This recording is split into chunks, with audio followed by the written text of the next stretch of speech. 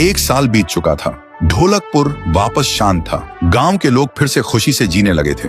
हर पूर्णिमा को लोग एक दिया जलाकर ठुन ठुन ठुन साहुर को याद करते थे। पर एक रात कुछ ऐसा हुआ जो फिर से सब कुछ बदल के रख दिया। लाशें फिर से मिलने लगी। हर 2 दिन बाद किसी न किसी के घर के सामने एक कटी हुई लाश पड़ी होती। गांव फिर से कांप उठा। एक दिन सब लोग महाराज के पास पहुंचते हैं और रो रो कर गांव की घटनाओं के बारे में बताते हैं। रात को महाराज 2 सेनापतियों से कहते हैं, जाओ और खोजो इस कांड के पीछे कौन है। लेकिन सुबह सिर्फ उनकी लाशें लौट कर आईं। एक का सिर था ही नहीं, दूसरे के पैर कट चुके थे।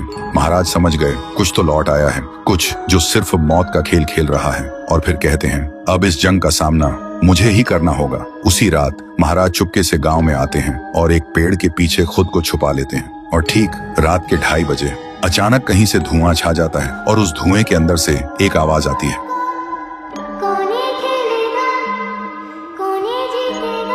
और फिर धुएं के बीच से निकलती है एक गुड़िया, गोल आंखें, एक बेजान सी मुस्कान, लेकिन चेहरा मौत का पैगाम।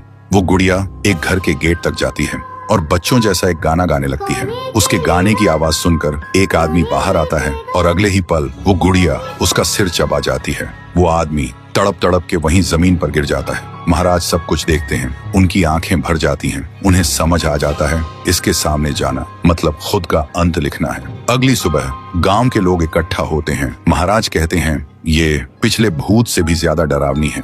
इसे सिर्फ वही हरा सकता है जो मौत को पहले ही हरा चुका है। और फिर एक पूर्णिमा की रात सब लोग दिया जलाकर पुकारते हैं, आप वापस आइए, आपके बिना ये गांव जिंदा तो है पर जीने जैसा नहीं। तभी एक आवाज गूंजती है, और उसी देह की आग से एक जलता हुआ पेड़ बनने लगता है और उसी पेड़ में से ठुन ठुन ठुन साहुर निकलता है। तभी फिर से वही धुआं छा जाता है और उसके साथ ही एक आवाज।